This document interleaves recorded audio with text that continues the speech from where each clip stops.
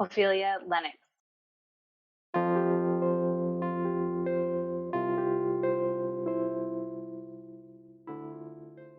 She had a head full of dark, curly hair.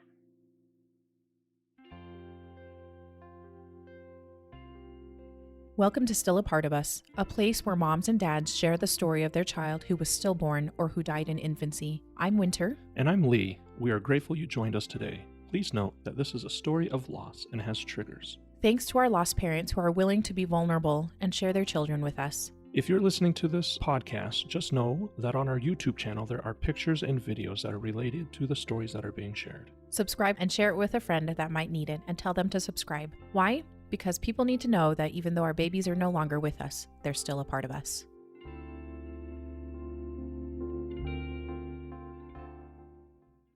Victoria, thank you so much for coming on to the podcast and our YouTube channel today. We're excited to have you and excited to hear more about Ophelia.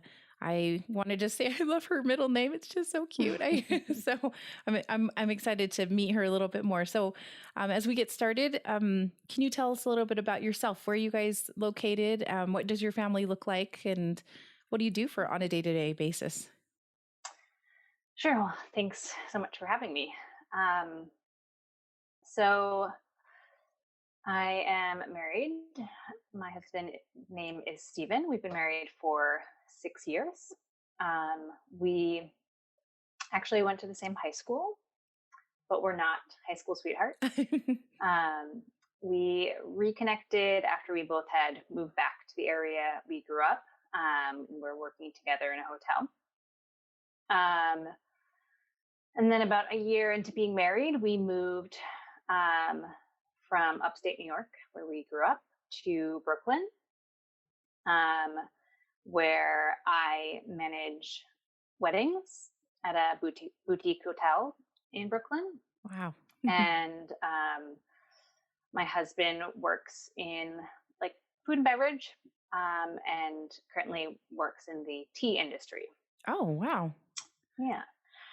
So yeah, we met working in a hotel, kind of similar paths a little bit. Mm-hmm. We have a rescue dog named Sage. Actually, today is her 5th birthday. Oh, happy birthday. Yeah. And last year, May of 2020, we were blessed with our second daughter, Willa June. And sort of having Willa in New York City in the middle of a pandemic kind of shifted some things for us. So we actually purchased a home upstate where some of our family live. So we kind of are splitting our time between upstate New York and Brooklyn at the moment. Wow. That's a lot of fun. That sounds like a lot of fun. What do you guys like to do in your spare time, or do you have spare time? We have a little spare time right now, but when we're upstate, we definitely enjoy getting outside. There's lots of great hiking and just nice like walking trails. We certainly used to love going out to eat and enjoying good food and wine. Doing a lot less of that these days. Yes, of course. For a number of reasons. I have been trying to teach myself how to sew. Good job. To bake. Not the greatest, but I'm trying. I know. You pick up these pandemic hobbies, right? Yeah. That is great. Well, thank you so much for telling us a little bit about yourself. And at the time of this recording, when was Ophelia born? How long ago was that? Just over 2 years ago. Just over 2 years. January of 2019. Okay. Thank you. And so at the time it was just you and your husband, Stephen. And so Ophelia was your first. Is that correct? Okay. Yeah. And how did that pregnancy go? Was that something that you guys planned? Or was that a little bit of a surprise? I guess a little bit of both. Oh, really? We sort of had like stopped preventing pregnancy. I always say that Stephen was ready to be a dad like as soon as we got married. I was the one probably dragging my feet a little bit more. I'm the more practical planner type. I plan weddings. Yeah. So it's sort of in my DNA. But definitely knew we wanted to have a family. Stephen was traveling a lot with his job at the time, and I was actually just transitioning into a new role at my job. So it was a little bit of a surprise when we found out we were pregnant. It just kind of, I guess, happened a little quicker than we thought. Right. Yeah. I mean, blessing for that. Yes. We didn't have to think about it too much. Yeah. And how did the pregnancy go? Was it morning sickness, or how'd you feel? Yeah, definitely some morning sickness. I think what actually triggered me to like take a pregnancy test, I was like ravenous, hungry, and had was eating lots and lots of eggs and just very, very hungry, and then realized this is not totally normal, and then that turned into some food aversions and morning sickness. But that was pretty normal morning sickness, and I think it ended at after the first trimester. So not too bad. Very, very normal. Very normal symptoms. And when you were going into the doctor, how was she looking? How were your appointments? Well, our very first appointment where we confirmed, we went to a normal OB office. I actually just hadn't really been set up properly with an OB after moving to Brooklyn. So we just kind of went someplace, and I knew it wasn't where I wanted to have my long-term care. Right. Funny enough, when we did move to Brooklyn, my mom researched birthing centers in New York City, and so I knew of one, and that was kind of what I was hoping for. So good. I quickly transferred care to a birthing center in Brooklyn. And yeah, I mean, everything was really great. The birthing center care is with midwives, and it was a bit more hands off.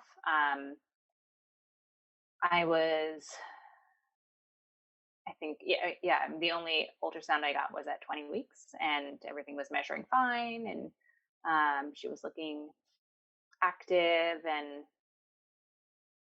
healthy. Everything that she needed to look at. So were you guys planning on finding out what her gender was? Yes. Yeah. And yeah, we found out at 20 weeks. Were you expecting a girl? What were you guys hoping? I guess maybe hoping for? I was expecting a girl. My sister has 6 boys, and I just sort of had this feeling that I would probably have girls. You're going to help with the girl ratio there. Yeah. She'd get spoiled there. So everything was looking really good, and you were feeling pretty good, I'm assuming, in the second and third trimester, generally. Yeah. Second trimester was a breeze. The nausea went away, and was definitely having better energy. I felt really good. Great. Yeah. Well, one other question I wanted to actually ask was, so when you found out that you were having a girl, and were you planning on, did you guys have a list of names and such? Because Ophelia is such a sweet name. It's a beautiful name. And then Lennox is just, that's such a great name. Yeah. We had a lot of names, and we kind of knew that we didn't want anyone else's opinion. So we didn't want to make a name or state a name. Yes. And then have people weigh in. Yes. And I also kind of felt like I wanted to meet her before I gave her name to make sure that it suited her. I just feel like, what if you put the name up on a wall, and then they're born and they just don't they don't seem like that Yeah, in exactly. person. Yeah. So yeah, so basically we had a handful of names, and then we kind of had narrowed it down to, we had actually narrowed it down to Ophelia or Lennox. Oh, okay. And so we weren't sure which it was going to be. Yeah. Okay. Fair enough. Fair enough. That's Yeah. great. Okay. So, everything was going along fine. And, so when, just kind of walk us through, when did you find out things were not going to go well? So I was 39 weeks and 4 days. So she's born in January. And so in the work that I do in weddings, we have obviously kind of a wedding season, and like it sort of just worked out great that, like, in theory it was going to be like this slow season, Right. that I The was off going to, season. Yeah. yeah. And so I just started my maternity leave on like the Saturday before. And then we had company holiday party on the Monday before. And then I was going into our then like weekly appointment on, it was a Wednesday morning. But the day before, I had kind of planned to meet with a couple of friends, run a couple errands, and I felt a little bit off that day. I had like sort of an upset stomach, but from like birthing class and things I had read and heard that, you know, your body could be, you know, preparing for labor and like could have some sort of like flushing out. And so to me, that's felt like what my body was doing. So I didn't really think much of it at that point. And then, yeah, our weekly appointments were always first thing in the morning. And the birthing center office that I would go to for my appointments was within walking distance of our apartment. So this day, Stephen was able to go with me. And we walked over, and on the way there, we were talking about possible childcare options that we, you know, sound promising. And about how we were going to stop and get bagels on the way back after our appointment, which we did often when we would go together. And so we got to the appointment, and there was actually a new midwife who was not really training, I mean, sort of shadowing the other midwife.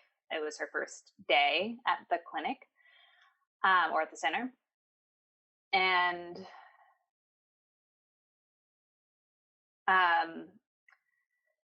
so I, you know, did the normal things, and they would just normally check with the Doppler as soon as you would sit down and like do. Oh, actually, I do.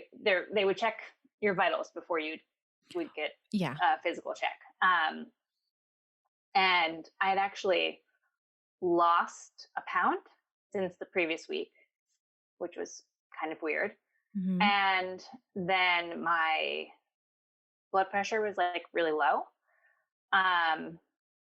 which also was weird. Like literally any other time I'd been to an appointment, I had great blood pressure, you know, everything. Like I was gaining the right amount. Like, you know, I passed the glucose test. So these were two things that were very odd. Yeah.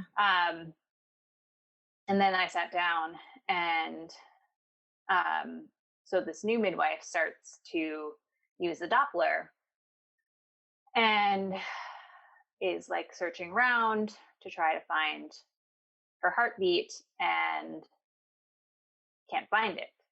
And, I didn't really think anything of it at the time. I was just like, oh, she's new. She doesn't know where to look. I feel like Ophelia had been like positioned certain times where like they would have to look in a certain area. Gotcha. Previously, but I mean, there was always like at least a faint sound of a heartbeat. So she kept trying, and then the other midwife that had been there longer, she also tried, and couldn't find a heartbeat. And then at that point, they said that they wanted us to go to a hospital. And what were you thinking when they told you to go to the hospital? I had no idea. Like, I felt like something was wrong, obviously, and felt a little panicked, but the thought of like the knowledge of stillbirth to me was something so foreign that I could not even imagine that was what was happening to me at the time. I'd actually watched like Call of the Midwife, not too, like maybe a week or two before, and I watched an episode with a stillbirth, and I was like, oh well, I mean, that's what happened way back then. Way back then, yeah, exactly. Like that doesn't happen now. And so we got out of the room, and we're in the waiting room. There's another couple there. And I was, getting upset, and the midwife kind of said like, oh, don't panic. Like, just don't panic. Just wait and see what happens at the hospital. And so we called an Uber because we walked there. And so we're just waiting for this Uber to come. And we just went to the closest hospital, which is a short drive, but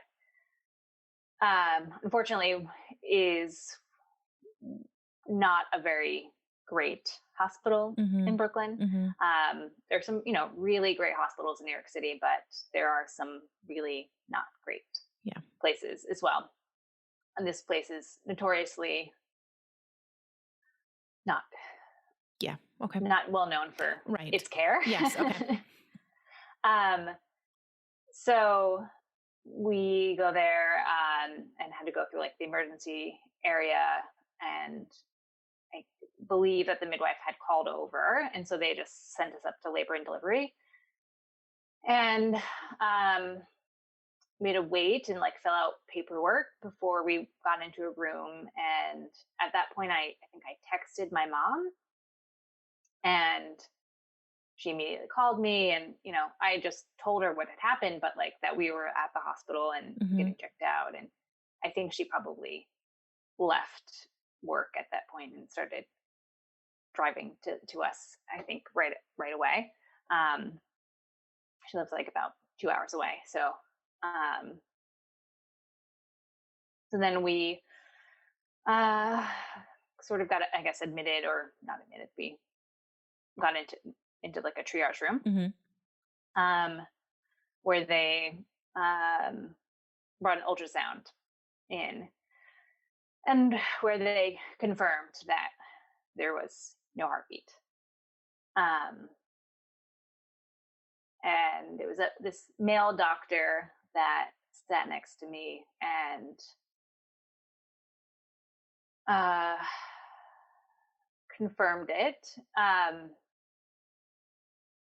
I don't remember like if he said it before or after I started wailing.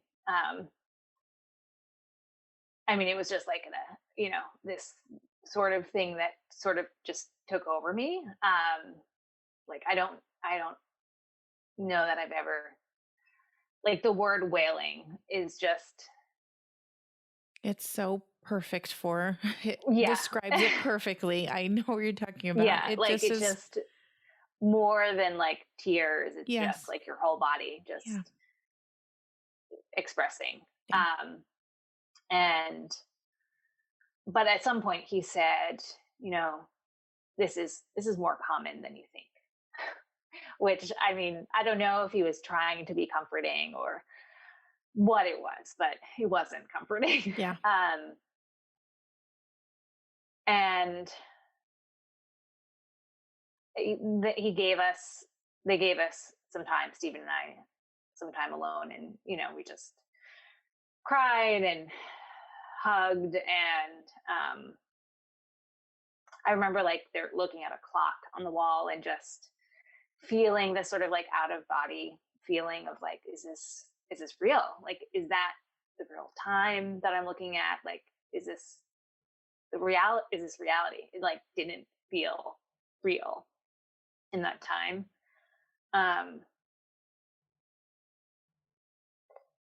Yeah, but it was real. And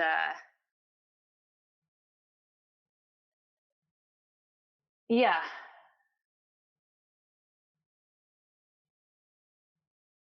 Yeah. So I feel like, yeah, I'm not sure how long we were in that room. But it felt like pretty quickly it was just like, okay, well, this is next what we have to do. And it didn't feel like we had a whole lot of options. But essentially they wanted to admit me right then, and start an induction. So there was not really any like discussion about, oh, you can go home and get some stuff, or it was just like, okay, we're going to admit this was what's going to happen. Yeah. Yeah. And I'm not really sure if it was just because I was, how far along I was, or what it was, but yeah, it was basically like, all right, we're going to move you out of this room and into another room, and this is what's going to happen. And I think I remember being like, wait, do I like actually have to like give birth to her? Like thinking, isn't like a C-section an option? Even though that was nothing I wanted. Right. You know, was planning a birthing center birth. And yeah. By this time, actually, so your mom started heading down to meet you. Did you guys end up calling her again, or any of your family in that time? We did. Yeah. Stephen called. I think Stephen called everybody. I remember texting a few friends. One friend in particular, I just remember texting her something like, you know, I couldn't find a heartbeat and I have to deliver my dead baby. Like something really just blunt and terrible. Yeah. But it was someone that I knew would understand and like respond appropriately. And so at this point, yeah, my mom was on her way down, and then another friend that also lives upstate also got in the car and was just like, I'm coming. And a friend that I know from college that lives in Chicago was booking a flight and was making arrangements to come. And same with my sister-in-law who lives in North Carolina. Yeah, I mean, there were other people that just showed up and didn't like come in the room, but like friends brought some food for Stephen. And Stephen's brother came, like took care of our dog, and like just, yeah, so many people just showed up. Yeah. So then you were taken from the triage room Mhm. to another room. Mhm. Yeah, just into like labor and delivery. Okay. And at this point, I think they kind of just explained the process and gave us some information. Um, and they started me on, I think it's like Cervidil, um, to like kickstart the process. And so contractions started pretty easily. Mm-hmm. Looking back, I think that I might have already been contracting a little bit. I think I, yeah, it just kind of felt like it got going pretty easily. Yeah. And considering what I know about like inductions, it's not always the case. Mm-hmm. And at this point, my mom was there, and I was starting to like, feel some pain, and so I opted to get some pain medication. I at a birthing center, obviously that's like not something that you do. So Yeah. at this point, though, I was like, I don't really care. I just want to get through this. Yeah. So they gave me something via like IV, not an epidural, which just made me kind of like hallucinate a little bit, or just to have like really lucid dreams. I Yeah. would Mm-hmm. kind of go in and out. Like I would fall asleep in between contractions and have these like terrible dreams. And yeah, it was just kind of awful. Oh. Yeah, like not the type of birth that I was imagining. Right. Obviously. Completely. And this is probably going into the afternoon now. You've Yeah. been laboring for a little bit, Mm-hmm. and so now it's afternoon. Okay. Yeah. I want to say they started the Cervidil around noon or 1. Okay. And then I was given the pain medication. And then my close friend showed up, and she was in the hospital room with us. And I think there was like just news on the TV, and Stephen was just sort of resting. My mom was in one part of the room, and my friend was on the other part of the room in a chair. And remember, she was like trying to like lighten the mood a little bit, and was trying to make us laugh, and she was able to do it occasionally. And at one point, I woke up from one of these dreams and said I wanted an ice pop. And I guess I said it a couple times, and they're like, well, I think she really wants an ice pop. So at this point, it was like later in the evening. And so my friend was like, well, I'll try to go find an ice pop. And then as she was like leaving, I was like, coconut, it has to be coconut. and so she's great. She's not really familiar with the city. But she came back with 2 coconut ice pops. That is good, friend. It was great.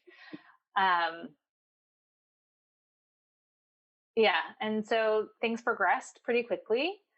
I remember I was most likely pretty close to transition, and I wanted everyone out of the room. I wanted my friend and my mom out, and I just wanted Stephen with me. And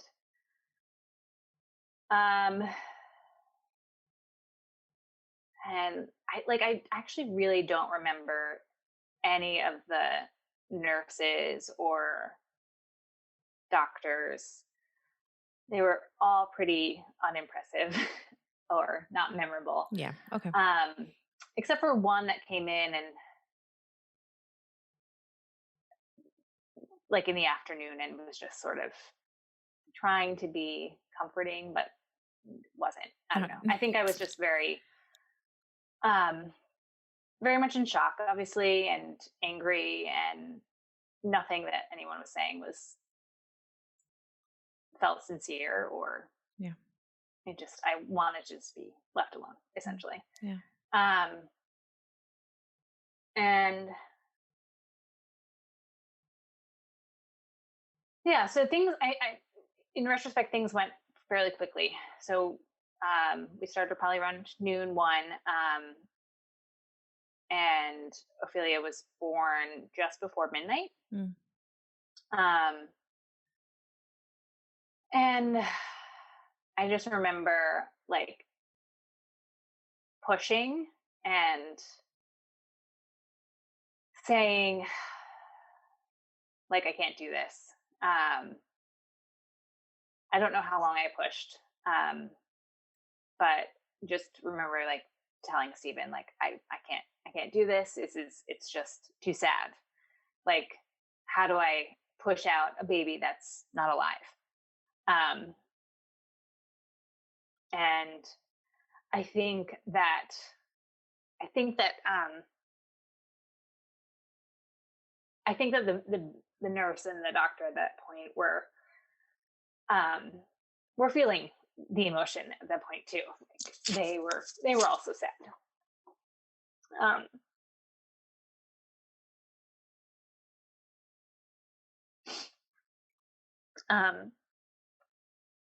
But she was born, and I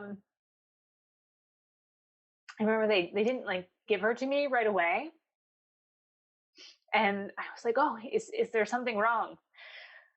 Which obviously there's something wrong, but like I thought like maybe there's something like physically wrong with her. Yeah. But there wasn't. There was nothing physically wrong. She's perfect.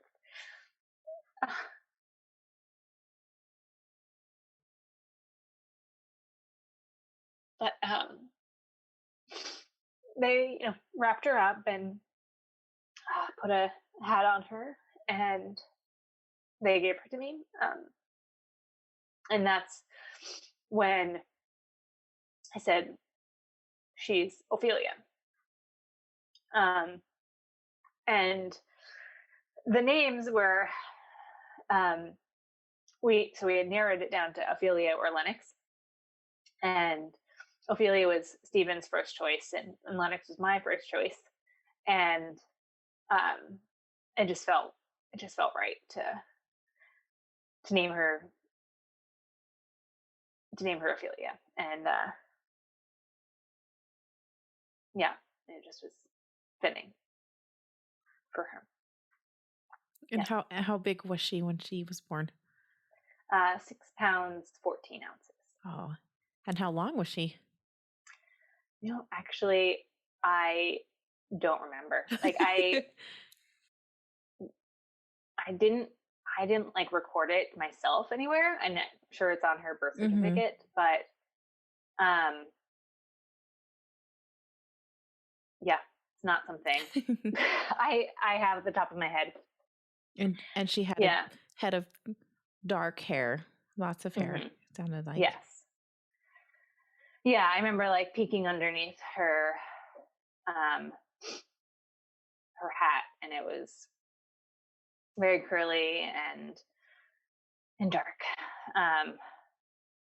like my husband's hair. Oh, is okay. I was about to say your hair doesn't look terribly curly, so it is. No. It is Stephen. Yeah. It's from Stephen. Yeah. That's awesome. Yeah. So did you guys get some time with her after she was born? We did.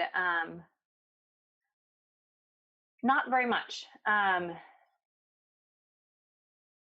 Was that by choice or was that? Maybe. I think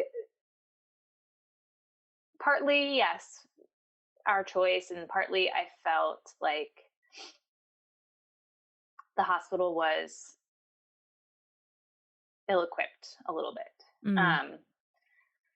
Like they gave us some sort of information, some packet of things, which I feel like who's like reading through these things. Like part of it was, funeral preparations and I know we had to make a decision about what we wanted to do before she was born. I'm like, how do you make these decisions right Yeah.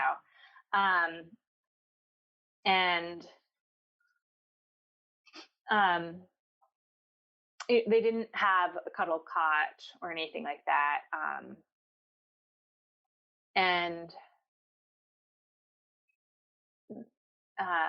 yeah, I don't feel like I was really given the space to know what was right. Yeah.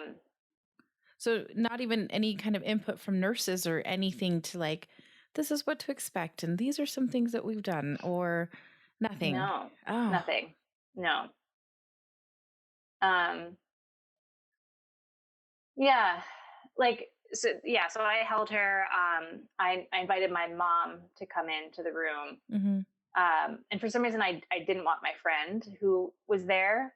I didn't want her in the room. And I think that's, it's part of it was that I wasn't sure. It didn't feel right. Yeah. Like at one point, I like insisted that Stephen hold her. And I think he was maybe, hesitant or nervous or, and when he was holding her, like I thought to myself, like, oh, I should take a picture of him holding her. Mm-hmm. But then at the same time, I was like, oh, I don't know, that seems inappropriate or something. Like, why I'm not going to do that. So we didn't get any photos with her. And I think I did. I had Googled something when I was, in the hours that I was there, and read something about like getting a clipping of their hair or like their hands and footprints. Mm-hmm. And they took her away at some point, to measure her. What I'm not sure what they were doing, but Mm-hmm. they did get her footprint, and they I do remember them coming back with like a box of things, and I asked if they took her hand and footprints, and they're like, oh, just her footprints. I was like, oh, okay, I guess that's fine. Even though I like wanted her handprint and I Yeah. wanted a clipping of her hair, I like didn't think to like ask for it. So yeah. And I think my mom and my friend both made sure that the nurses took photos of her, Oh, good. even though maybe they did offer to take photos. Like, I don't know. And I think maybe I even said no. I don't know. But they did take photos of her, which we did get from them. Like after we had, like a couple weeks later, we got the photos. Yeah, so we spent some time with her. My mom got to hold her. I think they like took her back to like the nurse's station for a little bit while I like rested. And then they were going to move me to a different room. And so, they brought her back to me, um, and like that was kind of like, okay, so this is the last time that you'll Oh. have with her. Like once they moved me. Um, yeah. And I don't even know how many minutes or hours we actually spent with her, but it was not that much. And it's something that like bothers me about it, that Yeah. that I didn't take more time. And I don't think I didn't look at her whole body. Like I didn't unwrap her and you know, she was in good condition.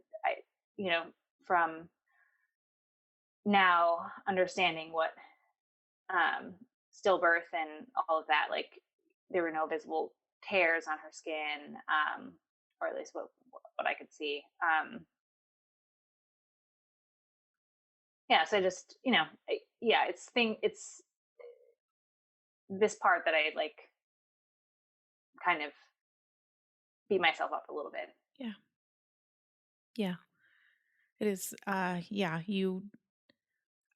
if it's never been on your radar, why would you think to do or ask for those kind of things? Like, yeah,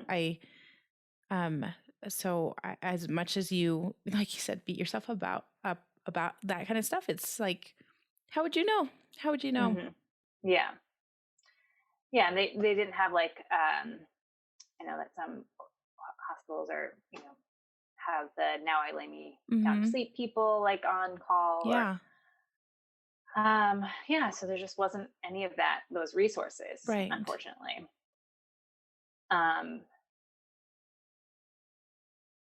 Yeah. Yeah. Yeah. It is. I'm sorry. That is something that is hard to kind of think about.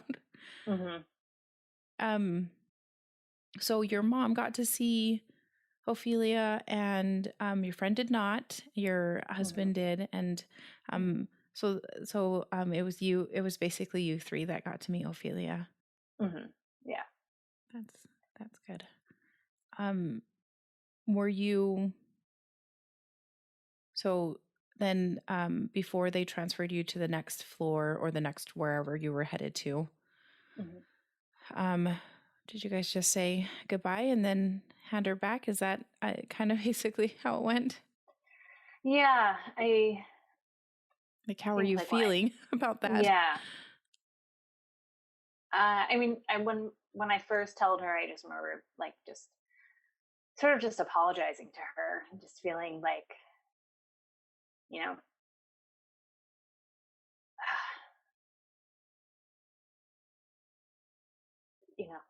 that I let her down somehow. Yeah.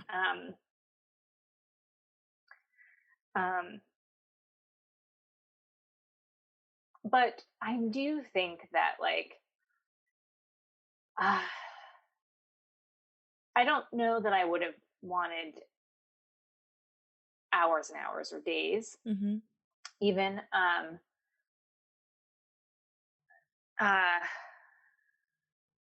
I feel like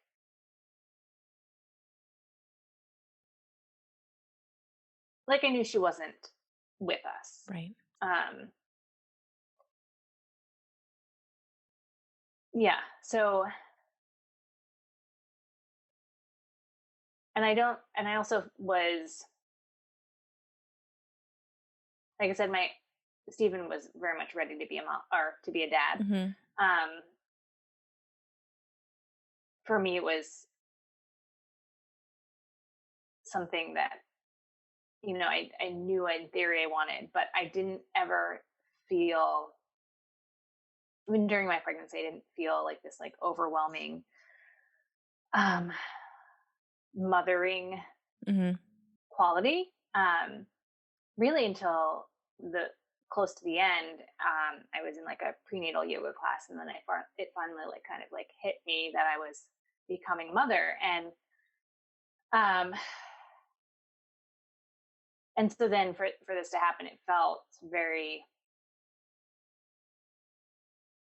sort of like that part of me was like cut off a little bit. Like I didn't, I didn't like sing to her when I was pregnant.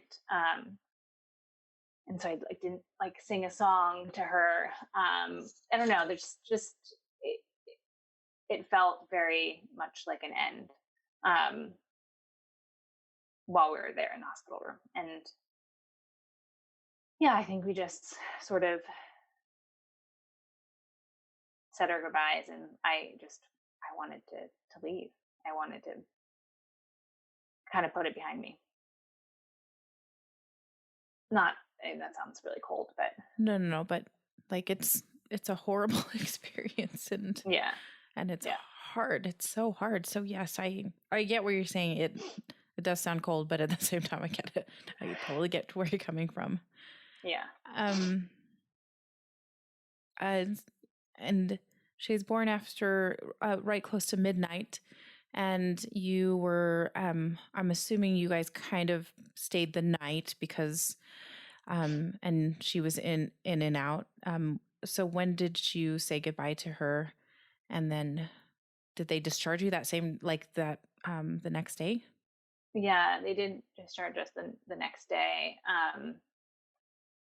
Yeah, I mean, I think I definitely I said we said goodbye at some point, like in the middle of the night, Mm-hmm. a few hours after she was born, and then yeah, I basically just was transferred to a different room, um, and slept for a few hours, um, and then the next morning was when they kind of just like a social worker came in and just sort of put me through like the things that I needed to do in Yeah. order to be discharged. Yeah. Mm-hmm. Not the Um, most pleasant list yeah, of things. You're like, oh, yay, a funeral. yeah, What am I yeah. supposed to do with all this? Okay. So, what did you guys end up doing, deciding to do in regards to her remains? We decided to cremate her, um, and we opted for an autopsy. Okay. It's because there had been no issues at all throughout the whole pregnancy, and there were no obvious signs during the delivery. Mm-hmm. So yeah, I felt like I wanted some answers if possible. Um, and I was very certain I wanted her cremated. That I couldn't imagine like a little casket or a headstone for a baby. I just didn't feel right for me. Um, so that decision was somewhat easy to Yeah. make. Mm-hmm. Um, but yeah, I mean, leaving her at the hospital to like knowing that, you know, she was going to go through this, her remains were going to be going through this autopsy was not the most pleasant thing to have to decide on. But Yeah. um, it was just, I needed to have some sort of answers if I could. Yeah. Was Stephen on the same page too? He wanted the autopsy as well. He did, yeah. Yeah, he was definitely in support of whatever um, whatever decision I wanted to do.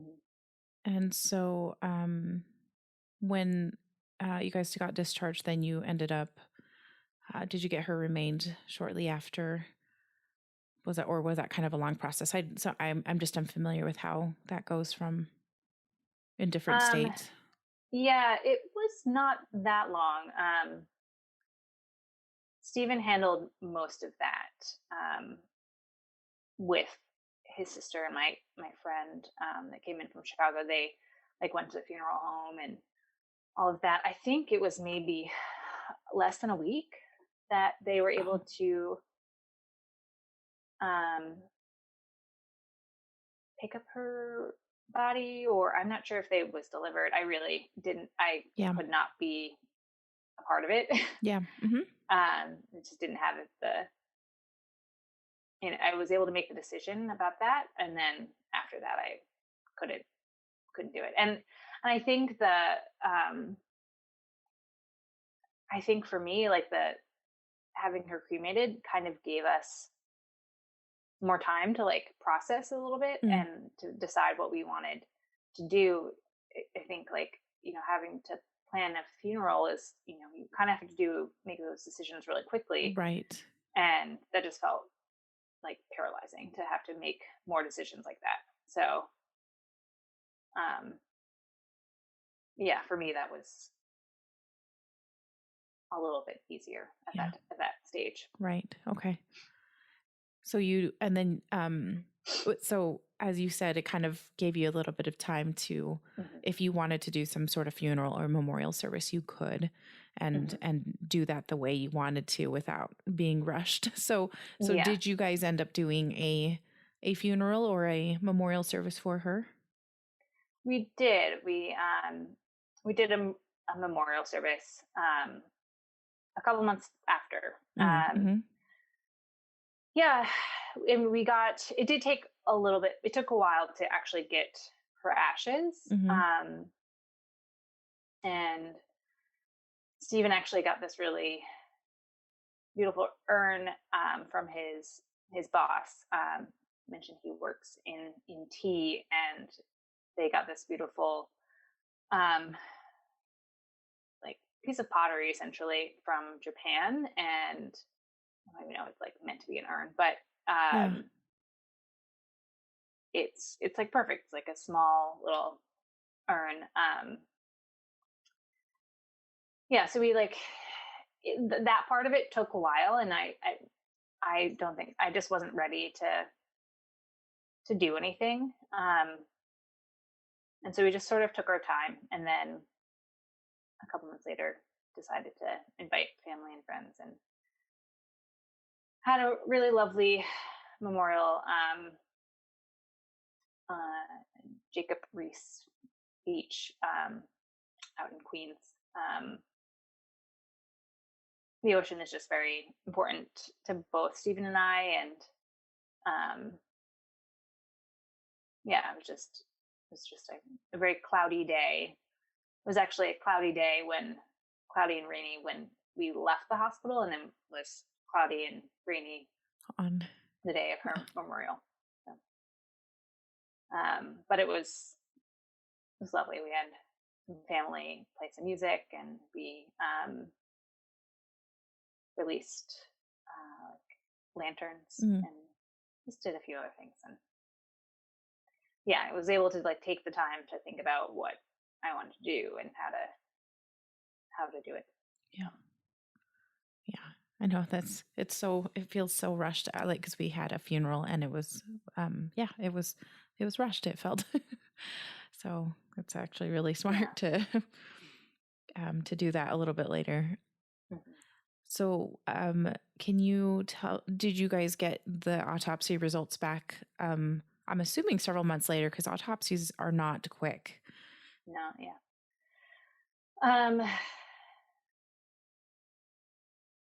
Yeah. Any sort of conclusions from that? There was not. It was pretty much unconclusive. The only thing that was noted was that there was something, potentially an issue with the placenta. But it was not a clear indication if that was the cause or what it was. Yeah. I pretty soon after met with a high risk doctor, and had switch care to a medical office. And had them review the autopsy, and yeah, it was essentially these things happen. Sometimes we don't know why they happen. And which is I kind of thought that's what was going to happen. I mean, just because there was nothing wrong until there was something wrong. Yes. There's no indication that you'd think otherwise. So, thank you so much for sharing that story with us about Ophelia. Is there anything that you would like to tell us a little bit more about her, or anything else that you'd like us to know about her birth and about who she is?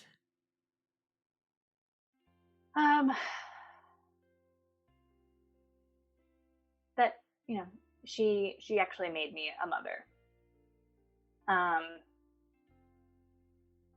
I shared, it was, something that maybe I was a little afraid of, this like transition in my life. And